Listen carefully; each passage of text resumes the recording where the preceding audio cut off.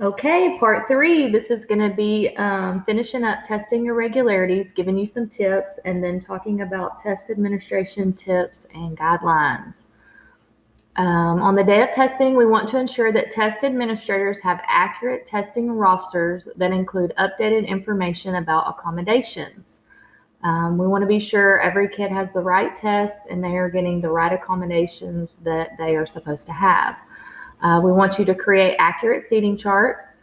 We're going to provide required test materials, calculators, manipulatives, whatever is needed for that student, you will know. We want you to monitor, which means check that the correct test is being taken. Be sure they haven't broken a seal that they shouldn't. And then we want you to also be sure to announce the time left to test in 1 hour intervals. We want you to verify that students have recorded their responses on the answer document or their online form. We want you to account for all test materials immediately upon checking out and returning materials to me.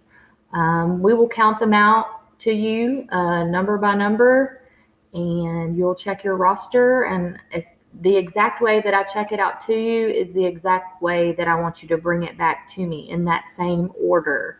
That way, when we check it back in, it will be a lot faster and we will be able to account correctly for the booklets. The big thing is do not accept blank answer documents. I will go over with instructions with you on what to do when a student turns in a blank answer document. Testing environment administration guidelines. We want you to create a secure, positive environment for testing. This means that an instructional environment should be maintained during testing windows. It's not necessary to conceal or remove instructional or reference materials in the testing area, the classroom, or the hallways unless they could provide a direct source of answers for the subject area assessment being administered. So if you have questions about that, you're welcome to ask, but I believe Ms. Holloway and I will be going around to each room to be sure that that's taken care of, so there should be no worries there. Examples of content-specific materials that must be concealed or removed would be, if you're given a math test, we don't want math tables for addition, multiplication, subtraction, etc. on the wall. If you're given a science test, we don't want science concepts such as moon phases, water cycle, human body systems. We don't want those up. If you're given a history test, we don't want timelines of historical figures up. So that would be providing assistance to students, and we do not want to do that. Also, we would like you to confirm that each student has his or own pre-coded answer document or online testing ticket. Again, we will be checking that when you are with me to check out your tub. We will be sure that you have every answer document or ticket that matches your roster of students. Once a student has completed testing, you will collect his or her testing materials. They are permitted to read or rest while other students continue testing, and we want everyone to remain quiet so that all students are afforded the same opportunity to finish their test. It's important that the test administrators write down the start and stop times. It's very important. You can write this on your seating chart. There are things that I have to code on answer documents and keep records. So I do need to know when you start and when you stop. The distribution of materials and the reading of the bold-faced scripted test administrator directions are not included in this time limit. The time period starts after you've read the directions and you tell the students to start working on their test. Again, put it on the seating chart. Students must record all responses before the end of the time period. They will not be given additional time unless previously decided by the LPAC, RTI, SPED, 504 committees. You'll know that if you have a group that has extra time, you will have that on a piece of paper. Once the time period is ended, test administrators will instruct any student still testing to put their pencils down or to stop typing for online tests. Stop time for the test session must be recorded on the seating chart. This is important just so kids can kind of keep track of the work they have and how much time. We want you to communicate the amount of time left to test in 1 hour intervals and in shorter intervals during the last hour.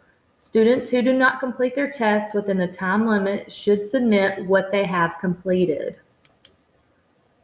Late arriving students, I'm probably going to take care of those myself, such as reading them directions and getting them started. And then I would bring them to your class and add them to your roster so that they can have the proper amount of time to finish. You will be sure to have calculators, dictionaries, pencils, everything that you need for your students. We are going to take care of that ahead of time and will not be the day of testing because that's too much going on. We'll be sure that the calculators are cleared, that there's new batteries, and that everything works. So that will all be handled ahead of time.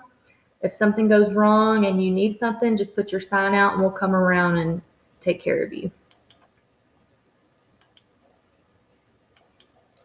This is the dictionaries. All right, monitoring testing. Big deal. We want you to actively monitor the testing while the students are working. You want to be sure they're working on the correct subject area, that they do not have access to non-allowable materials. It's okay to encourage students to stay on task. There should be a clock in your room. We'll check that the day before so that you can keep up with time. Again, you're required to read the electronic statement prior to testing. Don't want any kind of cell phones, smartwatches, anything like that. A trained test administrator must be in the room at all times. And if there is an emergency that arises, the student should quietly go outside and follow campus regulations for exiting the building. So student safety is first. We will take care of the tests.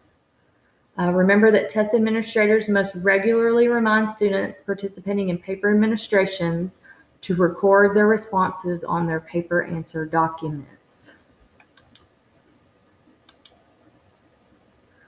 What should you do during a test when a student says, I normally have my test read to me, or I have a colored overlay? You should definitely tell the student to stop testing and stop your clock. You should check your accommodations roster. If nothing's indicated, immediately contact me for further help. So put your sign out. Be sure you get myself or Ms. Holloway so that we can remedy the situation as soon as possible. But again, we are trying to check these things beforehand when we give the benchmark. That's why we want to be sure all accommodations are correct so that this doesn't happen the day of testing. Collecting and returning materials. When students turn in their tests, you can allow the students to read or rest while the others finish up. We definitely don't want any talking. Before accepting a test answer document, you need to look it over. Be sure that they have bubbled in all their answer bubbles. And if they haven't, this is what you say to them. You have not recorded your answer responses on your answer document. Please go back and mark your answers on it now. Students will not be allowed to record answers after the time period ends. So it's important that we not accept any blank answer documents. You may not look at or comment on answers or point out individually skipped test questions. Just say in general, you have not recorded your responses on the answer document. Please go back and mark your answers on it now. If you have any questions, put your sign out. I'll come to your room if you need assistance. And again, when you return your bin to me with all of your booklets and answer documents, we're going to want that in the same order that I checked it out to you.